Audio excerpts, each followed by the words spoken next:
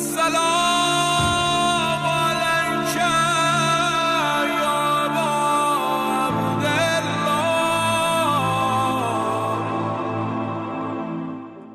أعوذ بالله من الشيطان الرجيم. بسم الله الرحمن الرحيم. الحمد لله رب العالمين. الصلاة والسلام والتحية والإكرام على الرسول الأنام خاتم النبيين رحمة للعالمين وعلى آله الطيبين الطاهرين الذين أذهب الله عنهم الرجس وطهرهم تطهيرا. اللهم صل على محمد وآل محمد. ولعنة الدائمة الباقية على أعدائهم ومنكر فضائلهم وغاصب حقوقهم أجمعين من يوم عداوتهم إلى قيام يوم الدين. أما بعد عباد الله، أوصيكم ونفسي بتقوى الله، فإن التقوى خير الزاد وبها المعاد، وتنفع يوم لا ينفع فيه مال ولا بنون إلا من أتى الله بقلب سليم. وصلى الله على محمد وعلى آله الطيبين الطاهرين. أما بعد، فقد قال الله الحكيم في محكم كتابه الكريم حيث قال: بسم الله الرحمن الرحيم: ولا تقولوا لمن يقتل في سبيل الله أموات بل أحياء ولكن لا تشعرون.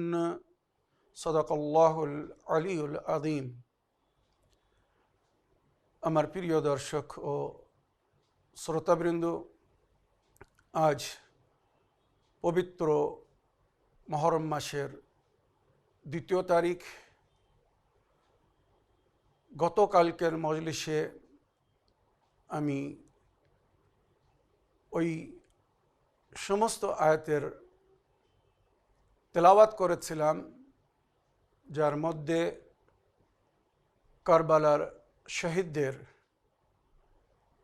শাহাদাতনামা বা কারবালার শহীদদের শাহাদাতের জিকির হয়েছে। শহীদ মরে না, শহীদ অমর, চিরস্থায়ী, তাই তাদেরকে সবসময় স্মরণে রাখতে বলা হয়েছে আর তাদের শাহাদাতের উদ্দেশ্যকে ফলো করতে বলা হয়েছে। এটাই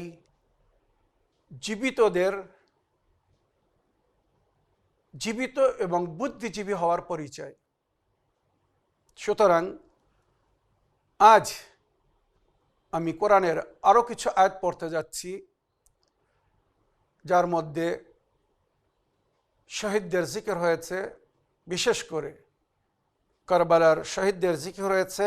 আর তাঁরা যে পরীক্ষা দিয়েছিলেন ক্ষুধায় পিপাসায় থেকে বা বিভিন্নভাবে, আর তাদের উপরে আল্লাহর রহমতের বর্ষণ হয়েছে, আর তাদের জীবন থেকে আমরা শিক্ষা লাভ করছি, হেদায়েত লাভ করছি। এই সমস্ত জিকির এই আয়াতের মধ্যে হয়েছে।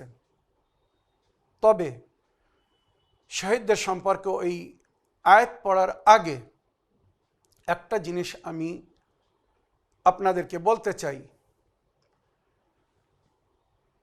শহীদদের শাহাদাতের উদ্দেশ্য হচ্ছে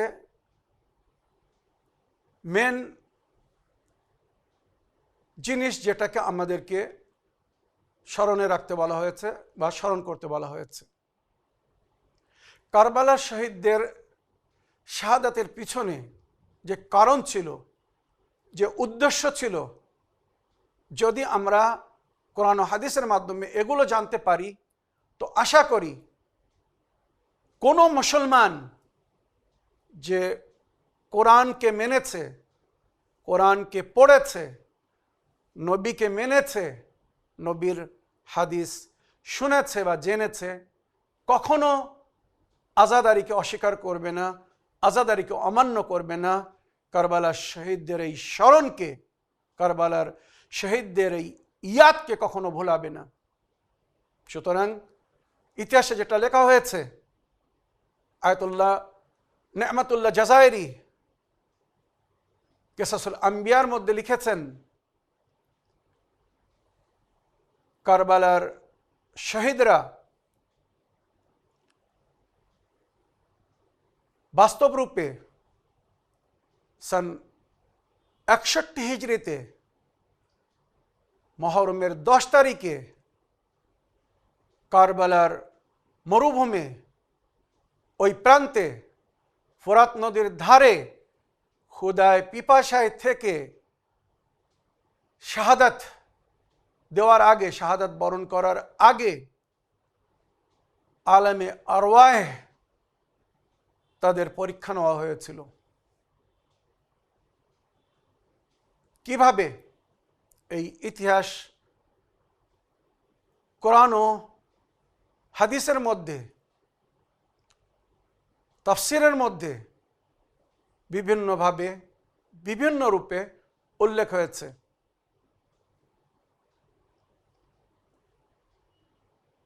আলামে আরওয়াহ, আল্লাহ রাব্বুল আলামিন সমস্ত নবী এবং তানাদের উম্মতকে একত্রিত করেছিলেন। এই দুনিয়ার সৃষ্টির আগের কথা বলছে, কিন্তু যেগুলো ইমাম নবীরা, যারা এই বিশ্বের সৃষ্টির অনেক আগে যাদের নূরকে আল্লাহ সৃষ্টি করেছিলেন, যারা আল্লাহ রব্বুল আলামিনের পরিচয় করিয়েছিলেন, যাদেরকে আল্লাহ নিজের নূর থেকে সৃষ্টি করেছিলেন,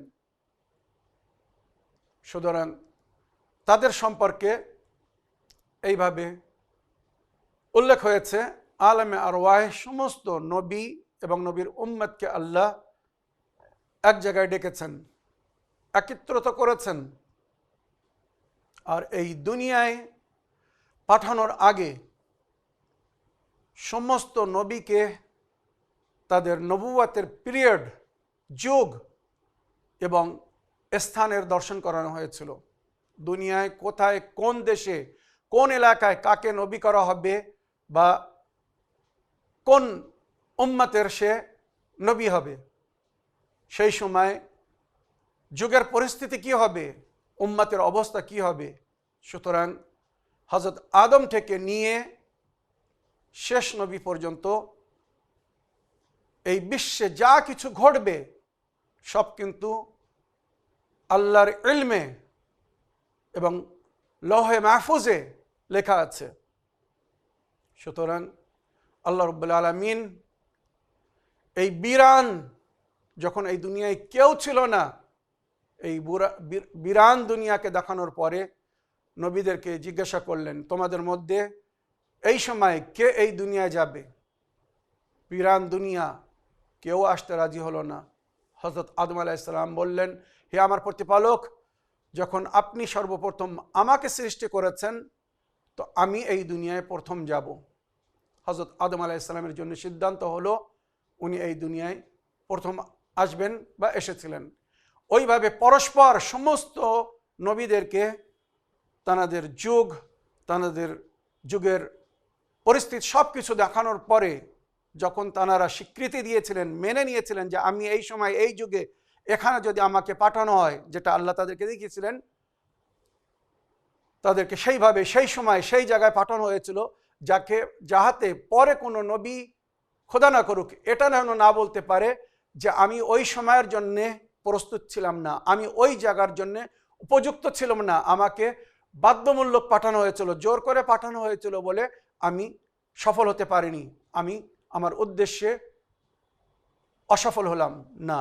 সমস্ত নবীকে সমস্ত যুগ এবং যুগের পরিস্থিতি হিসেবে স্থান দান করা হয়েছিল। শেষ যুগ বড় কঠিন ছিল, জঘন্য ছিল, পরিবেশ বড় জঘন্য ছিল, মানুষ পশুর চেয়ে তো অদম হয়ে গিয়েছিল নিজের ব্যবহার বা দুষ্কর্মের মাধ্যমে। এই কঠিন যুগ দেখানো হলো। কে এই যুগে যাবে? এই কঠিন যুগে যে যাবে সে সমস্ত নবীদের সর্দার হবে। যুগের পরিস্থিতি, দুনিয়ার অবস্থা বা জঘন্যতা এবং পাপে পরিপূর্ণ মানুষদের অবস্থা দেখে কোনো নবী সাহস করলেন না। সুতরাং শেষ নবী, আমাদের প্রিয় নবী, বিশ্ব নবী হযরতে মুহাম্মদ মুস্তাফা সাল্লাল্লাহু আলাইহি ওয়াসাল্লাম বললেন, হে আমার প্রতিপালক,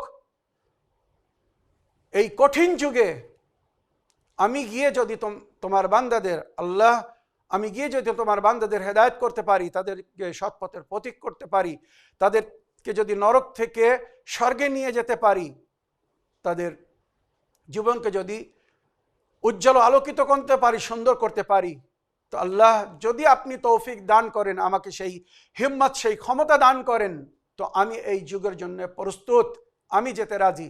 সঙ্গে সঙ্গে আল্লাহর তরফ থেকে প্রিয় নবীকে সৈয়দুল মুরসালিন রূপে ঘোষণা করা হলো, সমস্ত নবীর উপরে সম্মান দান করা হলো। এবারে নবী করিম সাল্লাল্লাহু আলাইহি সাল্লামের যুগ কাটছে, শেষ নবীর যুগ কাটছে। নবী আল্লাহর দ্বীনের প্রচার করছেন, আস্তে আস্তে মূর্খদেরকে শিক্ষিত করছেন, অন্ধকারে যারা ছিল তাদেরকে আলোয় আলোকিত করছেন নূরে হেদায়েতের মাধ্যমে। এইভাবে সুন্দর পরিবেশ তৈরি করছেন। জঘন্য সমাজকে, যারা নিজের কন্যাদেরকে জীবিত দাফন করে দিচ্ছিল, স্বামী মরে গেলে নারীদেরকে তাদের স্বামীর সঙ্গে সতী করে দেওয়া হচ্ছিল, বা সামান্য পাপের বড় বড় সাজা দেওয়া হচ্ছিল, অন্যার অবিচার হচ্ছিল, জুলুম ও অত্যাচার হচ্ছিল, বিনা দোষে হত্যা করা হচ্ছিল, সেই জঘন্য পরিবেশকে নবী করিম সাল্লাল্লাহু আলাইহি ওয়াসাল্লাম নূরে হেদায়েতের মাধ্যমে পরিবর্তন করছিলেন। আস্তে আস্তে একটি সুন্দর পরিবেশ তৈরি করলেন। আরব দেশ, বিশেষ করে হেজাজ এবং তার পার্শ্ববর্তী এরিয়া, আজ আমরা যাদেরকে মুসলিম দেশের সাবেকিনদের মধ্যে গণ্য করি, তাদের মাঝখানে নবী করিম সাল্লাল্লাহু আলাইহি ওয়াসাল্লাম শান্তির দ্বীনের প্রচার করলেন, সবাইকে ইসলামের দিকে আমন্ত্রণ জানালেন। সত্য নবীর সত্য দ্বীনকে জীবনযাপন করার সুন্দর পদ্ধতিকে যখন নবী করিম সাল্লাল্লাহু আলাইহি ওয়াসাল্লাম তাদের সামনে তুলে ধরলেন, তারা অ্যাকসেপ্ট করলো, মেনে নিল। কিন্তু সময়ের সঙ্গে নবী যে এত পরিশ্রম করেছিলেন ইসলামের প্রচারের জন্যে, শেষ সময় নবীর উম্মতরা নবীর কাছে আসছে, এসে বলছে, আয় আল্লাহর নবী, আপনি আমাদের জন্য এত পরিশ্রম করেছেন, আমাদেরকে অন্ধকার থেকে আলোর পথে নিয়ে এসেছেন, আমরা নরকের দিকে যাচ্ছিলাম, আপনি আমাদেরকে স্বর্গের পথ দেখিয়েছেন। আয় আল্লাহর নবী, আপনি যে আমাদের উপরে উপকার করেছেন, এই সুন্দর জীবন দান দিয়েছেন, এর পরিপ্রেক্ষে, এর পরিবর্তে আপনাকে আমরা কিছু দেওয়ার ক্ষমতা রাখি না, তবে আমাদের কাছে যত ধন দৌলত যা কিছু ছিল আমরা আপনার দরবারে নিয়ে এসেছি, আপনি এটাকে গ্রহণ করে নিন। সঙ্গে সঙ্গে আল্লাহর তরফ থেকে জিবরাইল আমিন আয়াত নিয়ে আসে, কুল লা আসআলুকুম আলাইহি আজরান ইল্লাল মুআদ্দাতা ফিল কুরবা। আমার নবী, আপনি বলে দিন, আপনি আজরে রিসালাত স্বরূপ তাদের কাছে কিছু চান না, কিছু দাবি করবেন না, শুধু আপনার কুরবা, আপনার ইত্রাত, আপনার আহলে বায়তের ভালোবাসা চান। যদি তারা আপনার আহলে বায়তকে ভালোবাসে, তাদেরকে মেনে চলে, তাদেরকে ফলো করে, তাদের খুশিতে খুশি হয়, তাদের দুঃখে দুঃখিত হয়, তো এটাই হবে আপনার আজরে রিসালাত। যারা আপনার আলকে, আহলে বায়তকে ভালোবাসবে, তাদের জন্যে এই পৃথিবীর আমার সমস্ত নেয়ামত বৈধ হবে। আর যারা আপনার আলকে ভালোবাসবে না, যারা আপনার দাবিকে রাখবে না, আপনার কথা যারা মানবে না, তারা আমার জমিনে বসবাস তো করবে, পানাহার তো করবে, কিন্তু তাদের জন্য বসবাস আর পানাহার বৈধ হবে না, আর আমি তাদের কোনো ইবাদত উপাসনাকে কবুল করব না। তাফসীর তুলে দেখুন, কুল্লা আসালকুম আলাইহি আজরান ইল্লাল মুআদ্দাতা ফিল কুরবার। সুতরাং যুগ আস্তে আস্তে আবার জঘন্যতার দিকে যাচ্ছে। এটা কিন্তু আলমে আরওয়াহ পরীক্ষা চলছে। আল্লাহ রাব্বুল আলামিন নিজের শেষ নবীর পরলোক গমনের 50 বছর পরের দৃশ্য সমস্ত নবী ও তার উম্মতকে দেখালেন, আর বললেন, এই আমার নবীরা, তোমরা নিজের উম্মতের কাছে জিজ্ঞাসা করো, এই কঠিন পরিস্থিতিতে, মনে রাখবেন সন 61 হিজরি, সেই সময় দুনিয়ার যে পরিস্থিতি ছিল, বিশেষ করে মুসলিম জগতের মুসলমানদের, আরবের যে অবস্থা ছিল, এজিদের যুগ ছিল। একবার ভেবে দেখুন আমি কি বলছি, ইতিহাস।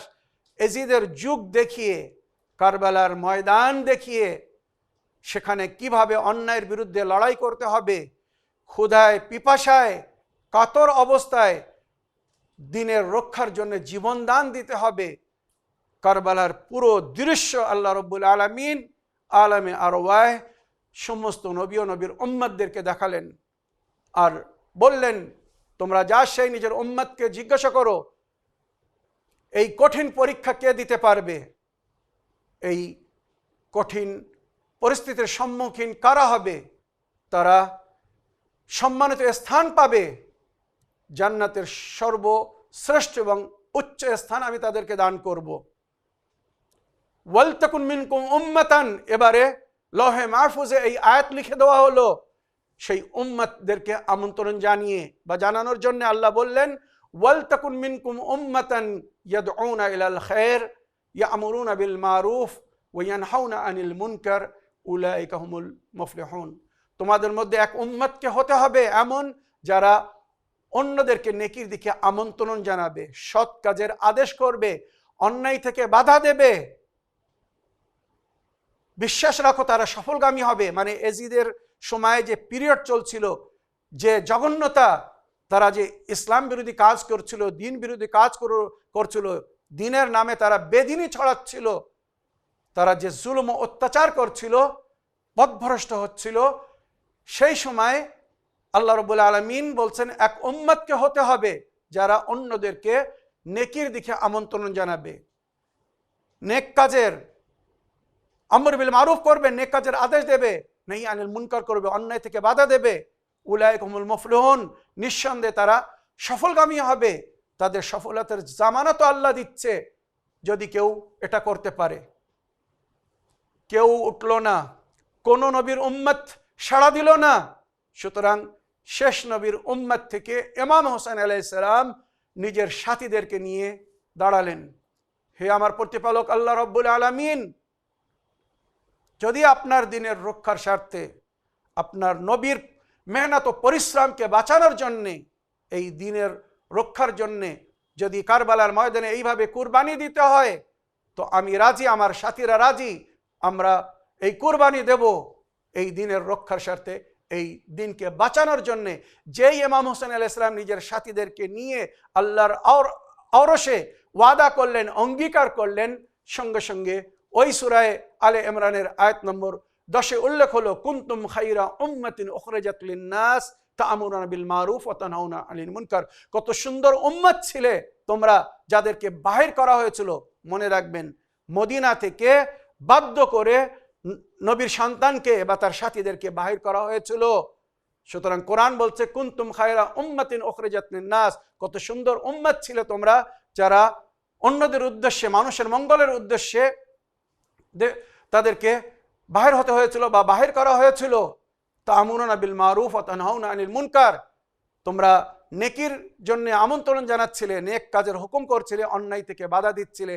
ইমাম হোসেন আলাইহিস সালাম যখন মদিনা থেকে রওনা হচ্ছিলেন, সেই খুতবা শুনুন। ইমাম হোসেন আলাইহিস সালামের শেষ বাক্য বা চিঠি বা যেটা উনি নিজের ভাই মোহাম্মদ হানাফিয়াকে বলেছিলেন, যখন উনি জিজ্ঞাসা করলেন, ভাই আপনি কি উদ্দেশ্যে যাচ্ছেন, কেন যাচ্ছেন এজিদের বিরুদ্ধে? সে এখন ক্ষমতায়, আপনার পরোয়া করবে না, হয়তো আপনাকে মেরে ফেলবে।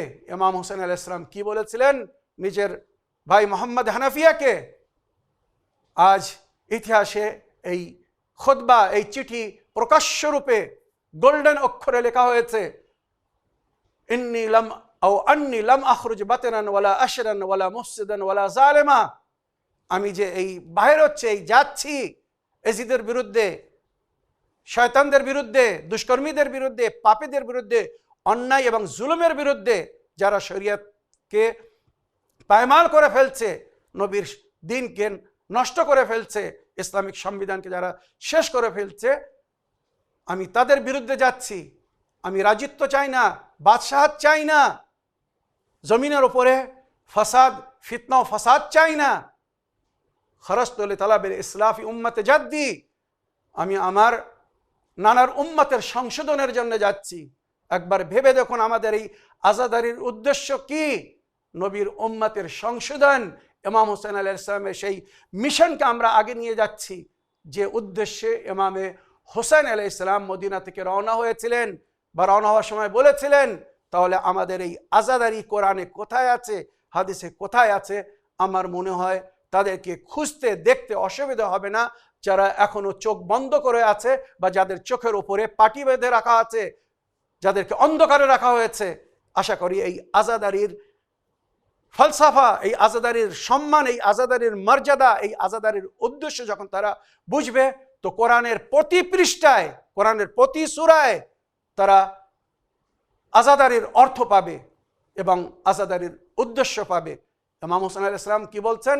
খরজতু লিতালাবিল ইসলাফি উম্মতে জাদ্দি, আমি আমার নানার উম্মতের ইসলাহের জন্য যাচ্ছি, সংশোধনের জন্য যাচ্ছি। উরিদু আন আমরা বিল মারুফ ওয়া আনহা আনিল মুনকার, আমি আমার নানার উম্মতকে আমর বিল মারুফ করতে চাই, নেকির দিকে আমন্ত্রণ জানাতে চাই, অন্যায় থেকে তাদেরকে বাধা দিতে চাই। উরিদু আন আমরা বিল মারুফ ওয়া আনহা আনিল মুনকার ওয়া আসিরু বিসিরাতে আবি ওয়া জাদ্দি, আমি আমার বাপ বা নানার সিরাতকে রায়েজ করতে চাই, সিরাতের উপরে চলতে চাই, যে সিরাতকে আল্লাহ রসুল ফলো করতে বলেছেন, যাদেরকে অনুসরণ করতে বলেছেন, অনুগমন করতে বলেছেন। উম্মত যে নবী এবং নবীর প্রতিনিধির সিরাত ও সুন্নতকে ভুলিয়ে দিয়েছিল, আমি যাচ্ছি তাদেরকে নবীর সিরাতকে স্মরণ করিয়ে দিতে, নবীর প্রতিনিধির সিরাতকে স্মরণ করিয়ে দিতে। আমি আমার বাপ, আমার নানার সিরাতকে রায়েজ করতে চাই। উরিদু আন আসিরা বিসিরাতে আবি ওয়া জাদ্দি, এই হচ্ছে আমার উদ্দেশ্য। সুতরাং যখন ইমাম হোসেন আলাইহিস সালাম আলমে আরওয়াহ ওয়াদা করেছিলেন, সঙ্গে সঙ্গে এই আয়াত লিখে দেওয়া হয়েছিল। সেই ওয়াদাকে, যে ওয়াদাকে আলমে আরওয়াহ ইমাম হোসেন আলাইহিস সালাম আল্লাহর আরশে করেছিলেন, সেই ওয়াদা পুরো করার জন্যে মদিনা ছেড়ে আজ কারবালার ময়দানে পৌঁছেছিলেন।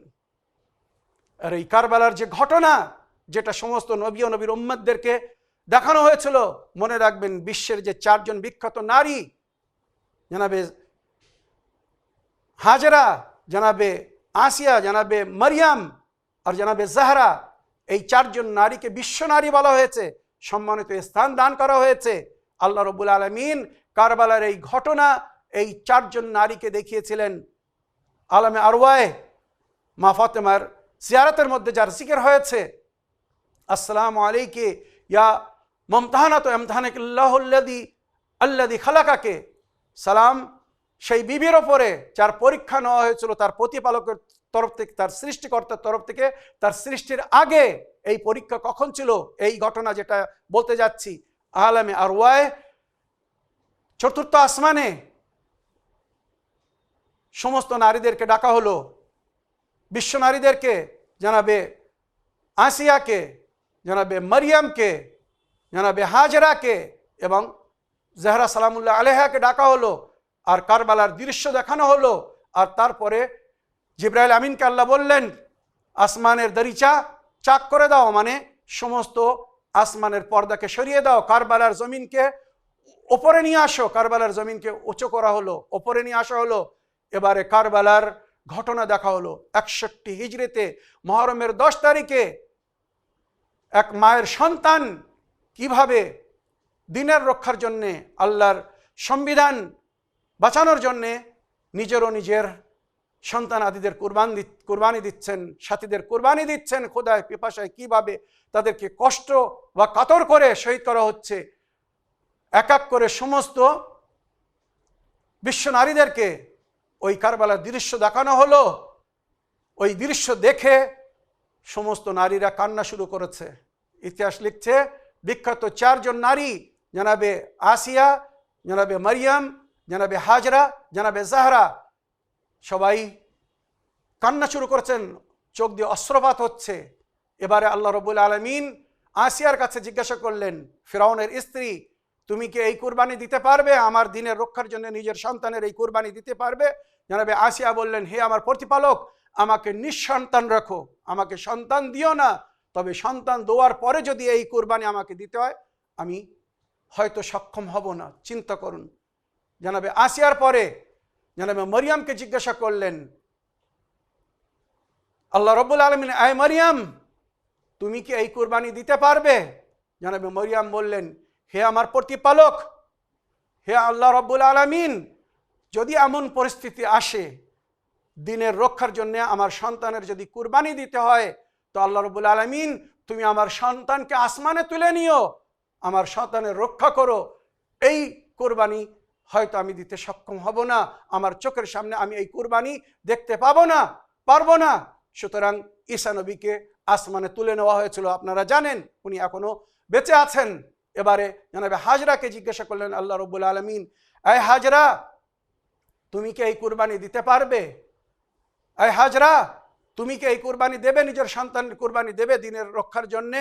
জনাবে হাজরা নিজের প্রতিপালকের কাছে হাত জোড় করে প্রার্থনা করলেন, হে আমার প্রতিপালক আল্লাহ রাব্বুল আলামিন, দিনের স্বার্থে যদি সন্তানের এই কুরবানি দিতে হয়, তো আল্লাহ আমার সন্তানের পরিবর্তে তুমি কোনো প্রাণীর ব্যবস্থা করো, আমার সন্তানের কুরবানিকে পরিবর্তন করে দিও, আমার সন্তানের রক্ষা করো। আমি আমার কলেজের টুকরার এই কুরবানি সহ্য করতে পারবো না হয়তো, আল্লাহ আমাকে ক্ষমা করুন। সমস্ত বিশ্ব নারীরা ক্ষমা চেয়ে নিলেন, আল্লাহর কাছে মাফি চাইলেন যে এত বড় কুরবানি আমরা দিতে পারবো না। যখন হাজরা বিবি বললেন যে আল্লাহ রাব্বুল আলামিন আমার সন্তানকে আপনি রক্ষা করবেন, তার কুরবানিকে পরিবর্তন করে দেবেন, সুতরাং লৌহে মাহফুজে সঙ্গে সঙ্গে ওখানে লেখা হলো ওয়াফাদাইনাহু বিযিবহিন আযীম, আমি ইসমাইলের কুরবানিকে একটি বিশ্ব এবং আজিম কুরবানির মাধ্যমে পরিবর্তন করে দিলাম। সেই আজিম কুরবানি ছিল, সেই বিশ্ব কুরবানি ছিল ইমামে হোসেন আলাইহিস সালামের কুরবানি। এই দুম্বার কুরবানি না, এই পশু প্রাণী যেটা আমরা ঈদে কুরবানির সময়, ঈদের জোহার সময় জবাই করি, মনে রাখবেন জানাবে ইসমাইলের চেয়ে তো এক দুম্বা, এক ছাগল, এক ভেড়া, এক গরু, এক উট সম্মানিত হতে পারে না। সুতরাং যে জিবহে আজিমের সঙ্গে এই কুরবানিকে পরিবর্তন করে দেওয়া হয়েছিল সেটা ছিল জাহরা লাল মা ফাতেমার কলেজের টুকরা ইমামে হোসেন আলাইহিস সালামের কুরবানি। সুতরাং এবারে জনাবে জাহরার কাছে জিজ্ঞাসা করলেন আল্লাহ রাব্বুল আলামিন আলমে আরওয়ায়ে, আয় ফাতেমা, তুমি কি এই কুরবানি দিতে পারবে? আয় ফাতেমা, দিনের প্রয়োজন হলে তুমি কি তোমার সন্তানের এই কুরবানি দিতে পারবে? তখন জানাবে জাহরা বললেন, নবীনন্দনী জানাবে জাহরা সালামুল্লাহ আলাইহা বললেন, জানাকে সমস্ত বিশ্বের নারীদের জন্য আদর্শ করা হয়েছিল। নবী করিম সাল্লাল্লাহু আলাইহি ওয়াসাল্লাম যে ফাতেমার সম্পর্কে বলেছেন, ফাতেমা তো সাইয়্যিদাতুন নিসাইল আলামিন, সমস্ত জগতের সমস্ত বিশ্বের ইহকাল ও পরকালের নারীদের সর্দারনী হচ্ছেন জানাবে জাহরা সালামুল্লাহ আলাইহা। ফাতেমা সাইয়্যিদাতুন নিসাইল আহলিল জান্নাহ, জান্নাতের সমস্ত নারীদের সর্দারনী হবেন ফাতেমা জাহরা। জানাবে জাহরাকে যখন আল্লাহ রাব্বুল আলামিন জিজ্ঞাসা করলেন যে আয় ফাতেমা, তুমি কি এই কুরবানি দিতে পারবে? তখন জানাবে জাহরা সালামুল্লাহ আলাইহা বলেছিলেন, হে আমার প্রতিপালক, যদি আমার বাবার পরিশ্রম, নবীর পরিশ্রম, নবীর দিনের বা আল্লাহ আপনার দিনের, নবীর শরিয়াতের রক্ষার এছাড়া কোনো উপায় না থাকে, আমার সন্তানের কুরবানি না দিলে যদি দিন না বাঁচে, তো আমি স্বইচ্ছায় আপনার মর্জির জন্যে, আপনার খুশির জন্যে, আল্লাহ আপনার নিকটতম হওয়ার জন্যে, আপনার প্রিয় হওয়ার জন্যে আমি এই কুরবানি দিতে রাজি।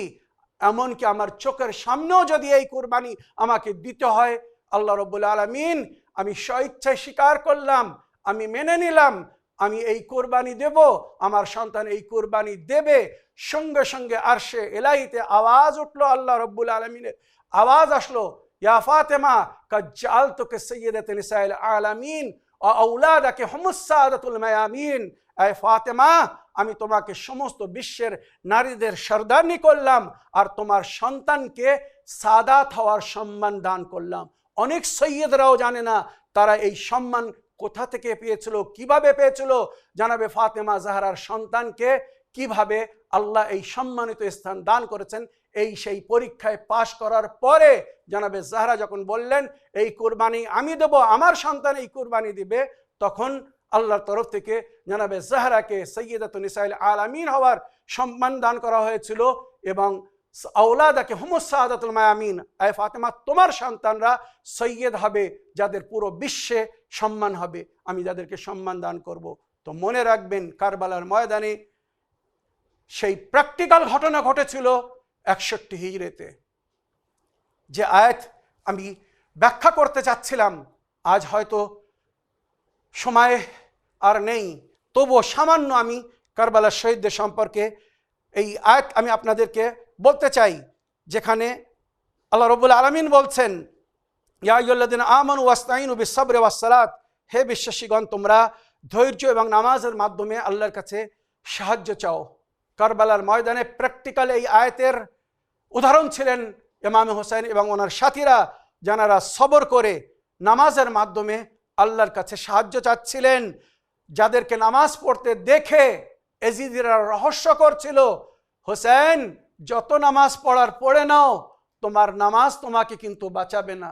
সামনে কারা ছিল এবার ভেবে দেখুন, কোন ধরনের মুসলমান ছিল যারা নবীর নাতিকে, নবীর সন্তানকে ইমাম হোসেনকে নামাজের অবস্থায় বা নামাজ পড়তে দেখে এই ধরনের বিদ্রূপ কথা বলছিল যে তুমি যত উপাসনা করার, যত ইবাদত করার, যত নামাজ পড়ার পড়ে নাও, তোমার নামাজ কিন্তু তোমাকে বাঁচাবে না। আর আসরের সময় যখন ইমাম হোসেন আলাইহিস সালামকে হত্যা করা হচ্ছিল, ইতিহাস লিখছে সেই সময় এজিদি মুসলমানেরা বলছিল হোসেনকে তাড়াতাড়ি কাতল করো, আসরের নামাজের সময় হচ্ছে। চিন্তা করুন, ইমামকে কাতল করে মামুমরা নামাজ পড়তে যাচ্ছিল, ইমামকে কাতল করে মামুমরা নামাজ পড়ার কথা বলছিল। কোন ধরনের তারা মুসলমান ছিল, কোন নবীর উম্মত ছিল, একবার ভেবে দেখুন। সুতরাং ইন্নাল্লাহা মা'আস সাবিরিন, আল্লাহ ওই ধৈর্যধারীদের সঙ্গে ছিল, বা আল্লাহ বলছেন আমি ধৈর্যধারীদের সঙ্গে। ওয়ালা তাকুলু লিমান ইয়াকতুল ফি সাবিলিল্লাহি আমওয়াতা, ভালো করে মন দিয়ে শুনুন, আমরা যাদের আযাদারি করি তাদের জিকির কোরআনে কিভাবে হয়েছে। ওয়ালা তাকুলু লিমান ইয়াকতুল ফি সাবিলিল্লাহি আমওয়াত, যারা আল্লাহর পথে কাতল হয়েছে, হত্যা করা হয়েছে, তাদেরকে মৃত বলো না, বাল আহইয়াউন ওয়ালাকিন লা তাশউরুন, তারা বেঁচে আছে কিন্তু তাদের জীবনের তোমরা শউর রাখো না, তারা কিভাবে বেঁচে আছে। মনে রাখবেন, আজ যে আমরা জিয়ারত করতে যাই, জিয়ারত মানে কি? সাক্ষাৎ। কোনো মৃত্যুর সঙ্গে কেউ সাক্ষাৎ করতে যাবে না বা যায় না। সুতরাং স্পিরিচুয়ালি শহীদরা জীবিত, যাদের জীবিত থাকার প্রমাণ কোরআনের এই সমস্ত আয়াতের মধ্যে উল্লেখ হয়েছে, তাদেরকে মৃত বলো না, তারা রুজি পাচ্ছে। আমরা যে এই নজর নিয়াজ করি, যদি তারা বেঁচে না থাকতেন তো আমরা কেন এই নজর নিয়াজ করছি? এই নজর নিয়াজের জিকির কোরআনের আয়াতের মধ্যে হয়েছে।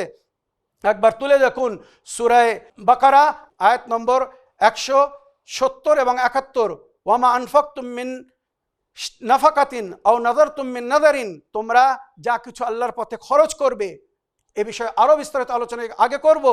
কোরআন কি বলছে? ওমা আনফাকতুম মিন নাফাকাতিন আও নাযারতুম মিন নাযারিন, তোমরা আল্লাহর পথে যেটা খরচ করো আর যেটা তোমরা নজর করো, এই নজর কার জন্য হয়, কি জন্য হয়, এই আয়াতের মধ্যে উল্লেখ হয়েছে। ভালো করে শুনুন, ওমা আনফাকতুম মিন নাফাকাতিন আও নাযারতুম মিন নাযারিন, তোমরা যেটা আল্লাহর পথে নজর করো, ফা ইন্নাল্লাহা ইয়ালামু, আল্লাহ জানে তোমরা কি নজর করছো আর কার জন্য নজর করছো। ওয়ামা লিজ-জালিমিনা মিন আনসার, জালিমদের কোনো সহকারী নেই, জালিমদের কোনো মদতগার নেই। এই নজর হবে মজলুমদের জন্য, কোনো জালিমদের জন্য কোথাও নজর হবে না। একবার ভেবে দেখুন আল্লাহ কি বলছে। আমরা যা নজর করি মহরমে বা আশুরার দিনে বা এই সমস্ত শোকের দিনে নজর করি কাদের? মজলুমদের। কোরআন বলছে মজলুমদের জন্য নজর পেশ করো, মজলুমদের জন্য নজর করো, জালিমদের জন্য কেউ নজর করে না। সুতরাং যারা জালিম বা জালিমের অনুগামী অনুসারী তারা নজর করাকে ভুল বলে, তারা নজর করাকে বিদআত করে। আল্লাহ বলছে তোমরা খরচ করো, নজর করো, আল্লাহ জানে, সব দেখছে। ওয়ামাল জালিমিন আনসার, জালিমদের জন্য কোনো মদতগার নেই, জালিমদের জন্য কেউ নজর করবে না, জালিমদের জন্য কেউ খরচ করবে না। খরচ হবে মজলুমদের জন্যে, খরচ হবে, নজর হবে মজলুমদের জন্যে। ফাইন তুবদুস সাদাকাত ফাইন ইম্মা হেমা, তোমরা প্রকাশ্য রূপে এই যে নজর করছো বা সাদকা ও খায়রাত করছো, এটা অতি উত্তম, আল্লাহ রাব্বুল আলামিনকে কবুল করবেন। ওয়াইন তুখফুহা তুতুহা ফুকারা, যদি তোমরা গোপনে খরচ করো, ফকিরদের দাও, প্রয়োজনীয় ব্যক্তিদেরকে দাও, ফাওয়া খায়রুল লাকুম, এটা তোমাদের জন্য অতি উত্তম। ওই কাফফার আনকুম সাইয়্যাতিকুম, এই নজরের পরিবর্তে, এই দান খয়রাতের পরিবর্তে আল্লাহ তোমাদের গুনাহকে ক্ষমা করে দেবে। আরও অনেক কিছু জিকির হবে এখানে ইনশাআল্লাহ। আল্লাহ বিমা তা'মালুনা খাবীর, তোমরা যেটা করছো আল্লাহ সব কিছু দেখছে। আগের আয়াতে আর সময় নেই, আমি ইনশাআল্লাহ পরে আগামী মজলিসে এর ব্যাখ্যা করব। আল্লাহ রাব্বুল আলামিন বলছেন যা কিছু তোমরা খরচ করছো আল্লাহর পথে, মনে রাখবে তোমাদের নিজের মঙ্গলের জন্যে। ওয়ামা তুনফিকুনা ইল্লা ইবতিগা ওয়াজহিল্লাহ, আল্লাহর মর্জির জন্যে যদি এটা খরচ করে থাকো, ওয়ামা তুনফিকু মিন খাইরিন ইউফা ইলাইকুম, যেটা তোমরা আল্লাহর পথে নজর করবে, খরচ করবে, আল্লাহ তার পরিপূর্ণ বদলা তোমাদেরকে দেবে, তার পরিবর্তে তোমাদেরকে দেবে। আনতুম লা তুজলামুন, তোমাদের উপরে কোনো অন্যায় অবিচার হবে না। সুতরাং এই যে নজর নিয়াজ যা কিছু করছো, আমি হাদিসে কুদসিও আপনাদেরকে শুনিয়েছি, এই নজর নিয়াজের পরিবর্তে আল্লাহ অনেক কিছু দুনিয়া ও আখিরাতে আপনাদেরকে দান করবেন। সুতরাং নজর নিয়াজের জিকিরও কোরআনে হয়েছে। এইভাবে একটা একটা জিনিস আমি প্রমাণ করব, আজাদারিতে আমরা যেগুলো করি তার জিকির কিভাবে কোরআনে হয়েছে, হাদিসের মধ্যে হয়েছে। এখনও তো অনেক হাদিস আপনাদেরকে শোনাতে বাকি, অনেক রওয়ায়াত ও দিরাআত শোনাতে বাকি।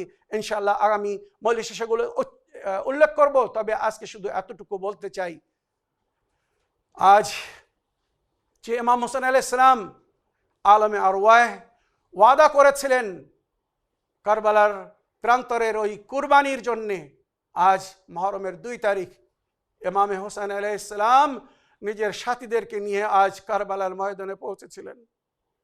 মুহররমের 2 তারিখেই ইমাম হোসেন আলাইহিস সালাম এবং ওনার সাথীরা কারবালার ময়দানে পৌঁছেছিলেন, বা হুর ইমাম হোসেন এবং ওনার সাথীদেরকে ঘেরাও করে কারবালার ময়দানে নাহরে আলকামার ধারে নিয়ে গিয়েছিল। ভিরানায়, সেখানে নিকটে কোনো বসবাস ছিল না।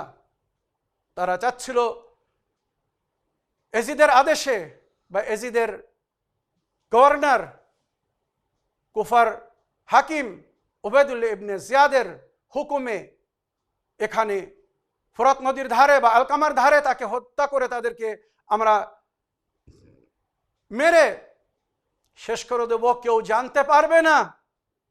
মনে রাখবেন আল্লাহ বলছেন উযকুরুনি আযকুরুকুম, আমার জিকির করো আমি তোমাদের জিকির করব। তোমরা যদি আমার জিকির করতে করতে দুনিয়া ছাড়ো তো আমি তোমাদের জিকিরকে চিরস্থায়ী করে দেব। যাদেরকে মুছে ফেলতে চেয়েছিল এজিদ বা এজিদিরা, আজ পুরো বিশ্বে তাদের স্মরণ হচ্ছে, তাদের ইয়াদ মানানো হচ্ছে। যারা মুছতে চেয়েছিল তারা নিজেরা মুছে গেছে, তাদের নাম নেওয়ার লোক নেই, তাদের কোনো কবরের নিশানি নেই। আর যাদেরকে মুছে ফেলতে চেয়েছিল আজ তাদের কবরের উপরে লক্ষ লক্ষ না কোটি কোটি লোক জিয়ারত করতে যাচ্ছে। এই হচ্ছে আল্লাহর ওয়াদা। সুতরাং আজকের দিনে ইমাম হোসেন আলাইহিস সালাম কারবালার ময়দানে পৌঁছেছিলেন। যখন কারবালার ময়দানে পৌঁছেছিলেন, রাহওয়ার আর আগে যাচ্ছে না, ঘোড়া আর আগে বাড়ছে না, জুলজানা আগে যাচ্ছে না, তখন ইমাম হোসেন আলাইহিস সালাম জুলজানার উপর থেকে নামলেন, নেমে নিজের ভাই আব্বাসকে ডাকলেন, আয় আব্বাস, আশেপাশে দেখো কোনো বস্তি আছে কিনা, যদি বস্তি থাকে তো সেখানকার লোকদেরকে ডেকে নিয়ে আসো। মাওলা আব্বাস জানাবে আলী আকবর ওইরূপ কিছু ঘনিষ্ঠ সাথী বা সাহাবীদেরকে নিয়ে আশেপাশে ছড়িয়ে পড়লেন। কিছুক্ষণ পরে বানি আসাদকে নিয়ে তারা ফিরে আসলো।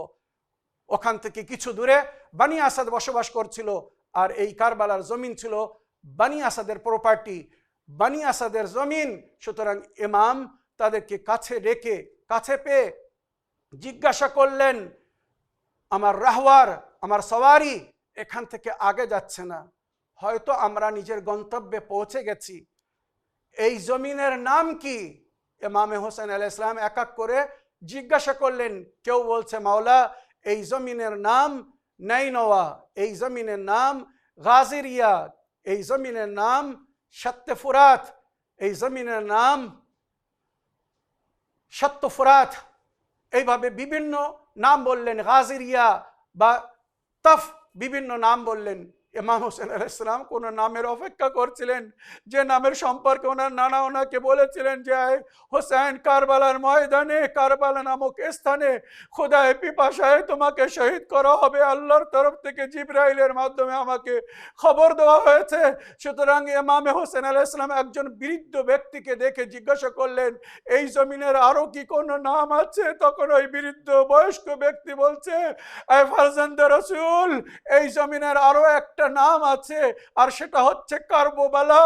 এখানে আল্লাহর কোন ওলিরা এসে থাকতে পারেনি, এখানে যে এসেছে সে ক্ষতিগ্রস্ত হয়েছে, সে কষ্ট পেয়েছে। এ ফারজান্দে রাসূল, আপনি যদি এখানে বসবাস করার ইচ্ছা নিয়ে এসেছেন তো আপনার কাছে আমরা অনুরোধ করছি আপনি এখানে স্থান নেবেন না, এখানে থাকবেন না, এখানে থাকবেন না।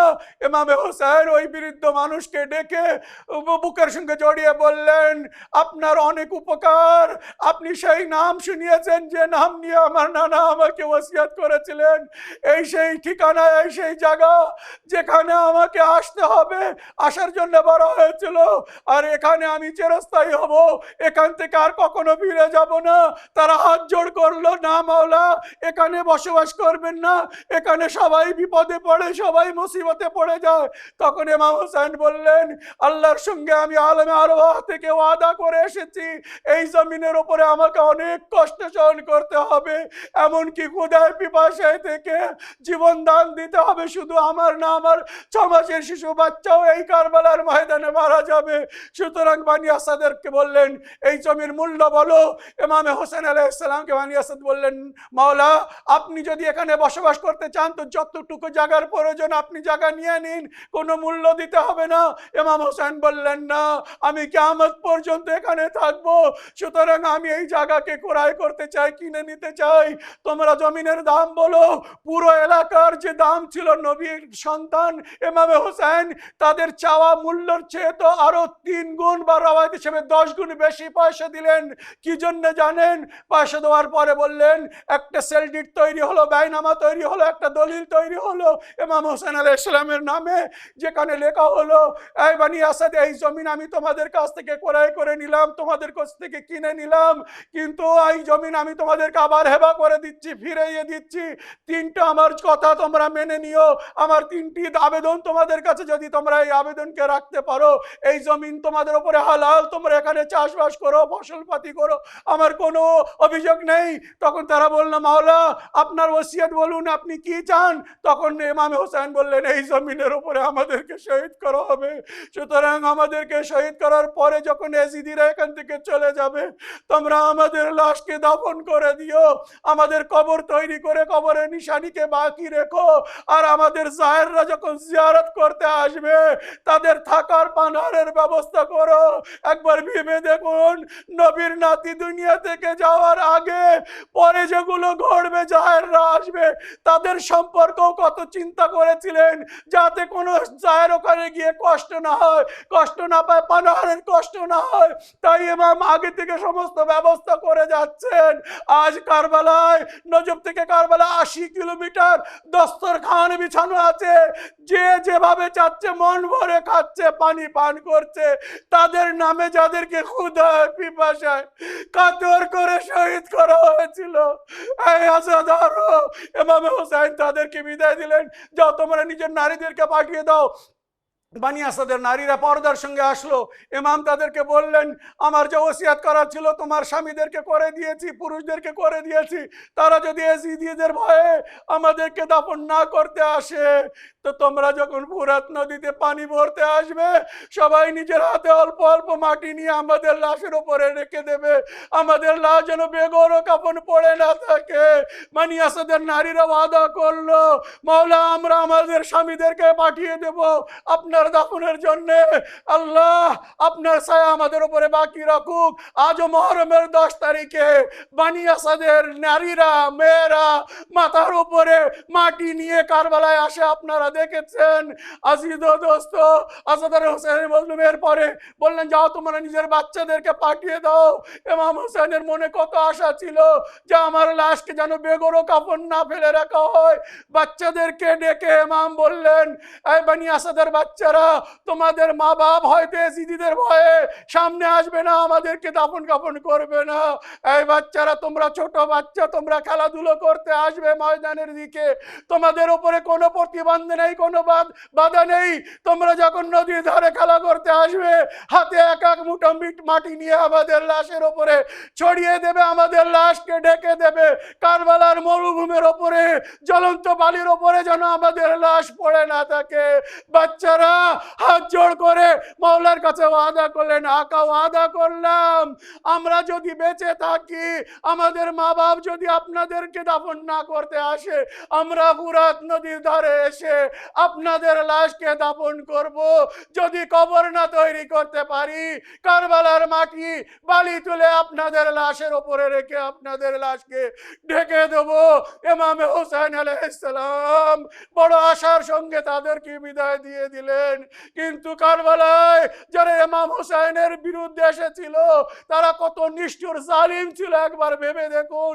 যেখানে নবীর শরীয়তে বলা হয়েছে যত শীঘ্র সম্ভব মৃতদেরকে দাফন করে দিও, সেখানে নবীর সন্তানকে, যে ঘর থেকে তাদেরকে ইসলাম আর ইসলামের সংবিধান দেওয়া হয়েছিল, তাদের জানাজাকে কারবালার জমিনের উপরে বেগর কাফন ফেলে রেখে চলে গিয়েছিল। ইন্না লিল্লাহ ওয়া ইন্না ইলাইহি রাজিউন। রাদান বিকাদাইহি ওয়া তাসলিমান লিআমরিহি। সায়ালামুল লাযিনা যালামু আইয়া মুনকালিবিন ইয়ানকালিবুন। السلام